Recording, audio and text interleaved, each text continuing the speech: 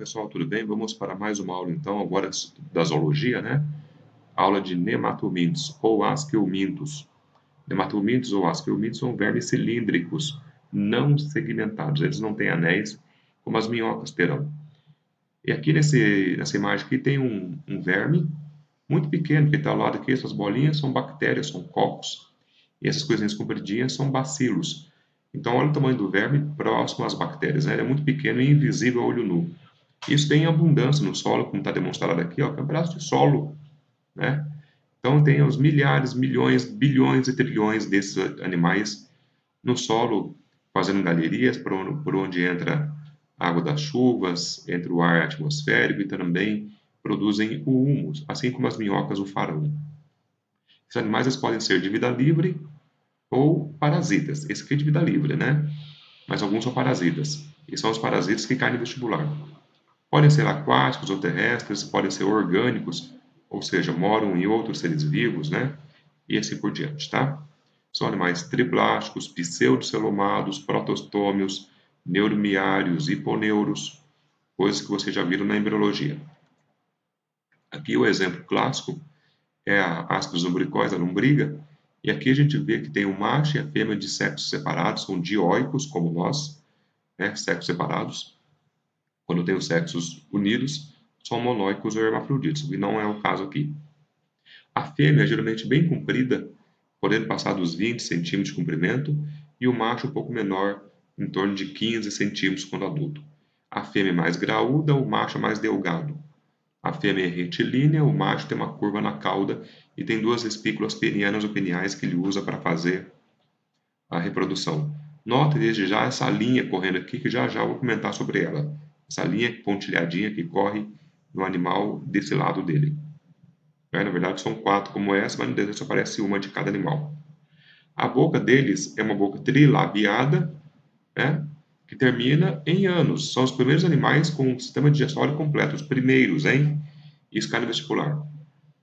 Tem boca e tem ânus. E aqui é o polo excretor, onde eles fazem xixi. Cortando um verme ao meio, a gente observa que ele tem uma cutícula externa protetora, né?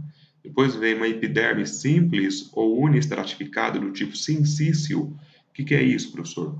Sincício é quando as células perdem as suas membranas e se torna uma grande massa protoplasmática com vários núcleos imersos, mergulhados ali. Então, aqui uma epiderme do tipo sincicial. Logo abaixo da epiderme, vem uma camada muscular longitudinal, apenas uma única camada de músculos. Tá? Depois vem essa cavidade que é chamada de pseudoceloma, que nós vimos na embriologia, e aqui dentro o tubo digestivo ou digestório, né, formado basicamente pelo longo intestino do animal. Na verdade, o animal é um tubo dentro de outro tubo que é a parede corporal. Né? As 4 linhas que eu falei para vocês que o animal possui são devidas a essas estruturas aqui, ó. A linha lateral é devida à célula excretora que nós vamos ver já já. Ele foi cortada e apareceu aqui. A célula percorre o animal de fora a fora, deixando 2 linhas laterais. E em cima e embaixo são nervos, o nervo ventral e o nervo dorsal, que deixam também 2 linhas. Quando a gente pega o animal e olha contra a luz por transparência, a gente vê 4 linhas percorrendo o animal. Isso em alguns vestibulares é citado. Tá? Claro que o nervo de baixo é o mais volumoso, por isso que o animal é hiponeuro. Aqui é a célula excretora. Então vejam que interessante. Se o animal tem 15 ou 20 centímetros de comprimento, essa célula também terá 20 ou 15 centímetros de comprimento. Ela sai lá da cabeça e vai até a cauda do bicho, formando as 2 linhas laterais. Tá? O animal recolhe, esse é o rim dele. Essa célula recolhe a amônia das células vizinhas e direciona para o polo excretor que se abre ao lado da boca, ali na cabeça. Vamos ver aqui o ciclo da lombriga, da Ascus lumbricoides. Lombriga é um verme que afeta milhares de brasileiros e que é transmitida basicamente por ingestão de água ou alimentos como fezes humanas e ovos da lombriga. Então vejo que tem aqui um ovo com um embrião dentro, um ovo embrionado, microscópico, que veio ingerido numa folha de alface, numa cebolinha, ou então numa água contaminada que foi levada à boca desse cidadão por falta de higiene, por falta de saneamento básico. O alimento então contaminado ou água contaminada com fezes humanas e com os ovos, né?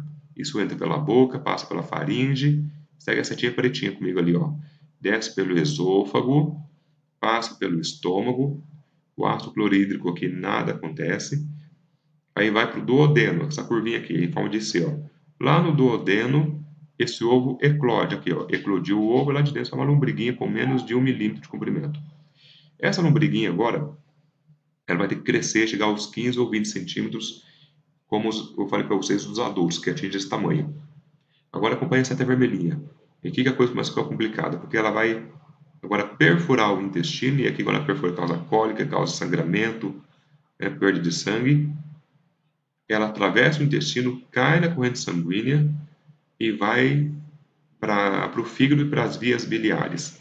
Aqui ela destrói o fígado, arrebenta o fígado e, via corrente sanguínea, ganha os pulmões, podendo causar pneumonia, destruindo os alvéolos pulmonares. É um dos poucos, a lombriga e o verme do amarelão são os únicos vermes que causam pneumonia, lembre-se disso, tá bom?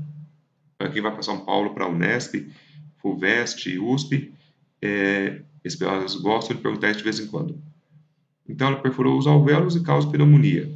Aí elas entram nos brônquios e vão causar bronquite. Sobem pela traqueia e aqui na traqueia ou na laringe elas podem, já grandinhas, elas podem obstruir a traqueia e a laringe, causando então asfixia e até morte em alguns casos. E aqui de duas situações. Quando esses vermes chegam aqui na laringe, onde estão as cordas vocais, as pregas vocais, ou a criança fica asfixiada, ou o adulto, né? Ou então ela começa a tossir muito. E quando ela tosse, ela pode pôr os vermes pela boca, e aí é ótimo, porque já se viu o livro do verme. Ou então, como que dá na setinha, ela engole o verme pela segunda vez. Ela deglute o verme pela segunda vez. E agora a seta azulzinha. Aí o verme vai ser engolido pela segunda vez, né? Aqui, ó, cai no esôfago, passa pelo estômago novamente, e agora sim se aloja aqui no jejum no ilho, onde vai crescer até a forma adulta, e aqui ele se alimenta dos seus nutrientes. Quando você vai ingerir os seus nutrientes, a lombriga absorve antes. Né? E ela cresce, chegando àquele tamanho enorme que eu falei para vocês, de 15 ou 20 centímetros, e aqui elas fazem sexo, se acasalam, produzem ovos, e os ovos são liberados depois nas fezes, quando a pessoa defeca, contaminando o ambiente e a água e os alimentos, fazendo com que outras pessoas reiniciem o ciclo ingerindo esses ovos que estão nas fezes humanas. Obviamente que aqui a primeira medida profilática a se fazer é saneamento básico, é fazer rede de esgoto para tratar a água, né? Mas na impossibilidade de ter rede de esgoto, tem que lavar bem os alimentos com hipoclorito de sódio para desgrudar os ovos dos alimentos, depois lavar com água fervente, água que foi fervida, limpa para remover os ovos e se ver livre dos vermes, né? Ou então ferver a água de origem duvidosa se tiver que tomar essa água de onde você não sabe de onde que é. Medidas educativas, saneamento básico, higiene pessoal, cortar as unhas, lavar as mãos para não acumular fezes embaixo das unhas, também são medidas que impedem a autoinfestação e a contaminação cruzada para outro ser humano. E é isso, moçada. Vamos para frente agora, né? Aí outra doença, retratada por Monteiro Lobato, um dos grandes escritores brasileiros, né? O Jeca Tatuzinho, que retratava a figura de um sertanejo, de um cidadão que mora no campo, né? Um caipira, e veja aqui, ó, descalço, atente para esse detalhe aqui, descalço, né? Pálido, amarelo, ali com quem não quer nada, sonolento, com cara de preguiçoso. Vocês vão ver, na verdade, que o Jeca Tatu, ele é doente e não preguiçoso, tá? Jeca porque é caipira, é ignorante. Tatu porque mexe com a terra, mexe com a roça. E aí, então, essa doença, o amarelão, pode ser causada por dois vermes. Um verme é o Ancylostoma duodenale, daí o nome ancilostomose. Ancylostoma duodenale é um dos vermes. E o outro verme é o Necator americanus. Ambos esses vermes chegam ao solo através das fezes contaminadas de um ser humano que tinha esses vermes na barriga. São vermes pequenos, de 1 centímetro, 1,5 cm, mas em abundância são depositados com as fezes humanas. Quando o homem defeca, então ele defeca até alguns vermes, mas ele deposita principalmente os ovos no ambiente, os ovos desses vermes. E aí, esses ovos eles podem ficar ali durante semanas, até meses, dependendo da situação do solo. Quando um ser humano sadio pisa naquele solo descalço, e aqui é o detalhe, pisa descalço, os vermes eclodem, ou que já eclodiram dos ovos, perfuram a pele humana, caem na corrente sanguínea e desenvolvem um ciclo muito semelhante ao da lombriga, com a diferença de que não serão engolidos pela boca. Que o verme entra pela pele do pé e aí vai via corrente sanguínea lá para o fígado, traqueia, pulmões, traqueia, laringe, engole o verme e aí ele vai ficar adulto no intestino. Parecidíssimo com a lombriga, com a diferença que o verme entra pelo pé, pela pele. Né? E entrando no corpo humano, ele vai se alojar no intestino delgado, onde vai grudar sua boca com ganchos, ou então, no caso do ancilóstomo, com ganchos. Ou no caso do necator, com placas cortantes, vai ficar machucando a mucosa intestinal, fazendo sair sangue do qual ele se alimenta. Então, o animal ele é hematófago, se alimenta de sangue.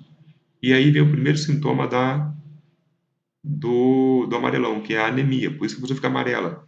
O verme está roubando o sangue dele. Aí vem o amarelão, vem a anemia, né? Poucos glóbulos vermelhos no sangue, pouca hemoglobina, pouco oxigênio sendo transportado, pouco oxigênio para fazer a manutenção das células. Então a pessoa fica preguiçosa, só quer dormir, só quer descansar, porque ela não tem oxigênio para queimar a glicose que ela ingere. Né? E ela se torna um potencial transmissor depois que ela começa a defecar no ambiente, na zona rural principalmente, e começa a deixar fezes por todo lado onde as pessoas se contaminam. Aqui a boca do ancilóstoma com ganchos, né? Ele pega esses ganchos, perfura, fica perfurando a mucosa intestinal, fazendo sair sangue. Ó, ancilóstoma duodenário. Ancilo quer dizer gancho, estômago, boca, boca com gancho, e ele mora no seu duodeno. E o necator americanus, ao invés de gancho, tem placa. A profilaxia para essa doença, para o amarelão, é rede de esgoto, usar calçados e tratar os doentes. O Candida Bancroft causa elefantíase ou filariose. Essa doença tem no Brasil, por incrível que pareça, mas é muito comum no continente africano. Aqui a gente tem um mosquito sendo o vetor dessa doença, o mosquito Culex perlon comum, gente, né? Pica uma pessoa doente e adquire da linfa ou do sangue as microfilárias, vermes minúsculos, né? E aí esses vermes ficam no mosquito. O mosquito pica uma pessoa sadia, aqui é o aparelho bucal do mosquito, ó, e aí as microfilárias, esses vermes, saem do aparelho bucal e vão entrar na corrente sanguínea e linfática dessa pessoa, principalmente o sistema linfático. E aí esses vermes eles vão se alojar nos vasos linfáticos, nos gânglios linfáticos ou linfonodos, e vão se acumular nesses linfonodos, principalmente onde geram as ínguas, às vezes, né?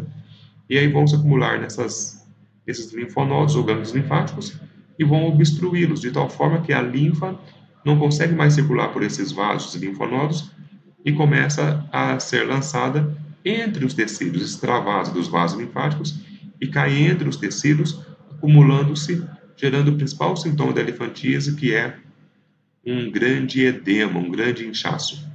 Isso pode ser na perna, pode ser no escroto, pode ser nas mamas, pode ser em várias partes do corpo. Uma doença debilitante, que é horrível, é dolorosa, né? E as pessoas sofrem muito com isso. As medidas profiláticas aqui basicamente são destruir o mosquito, matar o verme na fase aguda, no início da doença, matar o verme ainda, né? E evitar áreas endêmicas. Aqui a superelefantíase, ó, né? Aqui as nádegas, que é o membro normal, e aqui o membro com elefantíase. Beleza, moçada? E acabou, tá? Estudem bastante, porque esse aqui é um assunto que cai bastante no vestibular, tá? Obrigado, até mais, tchau.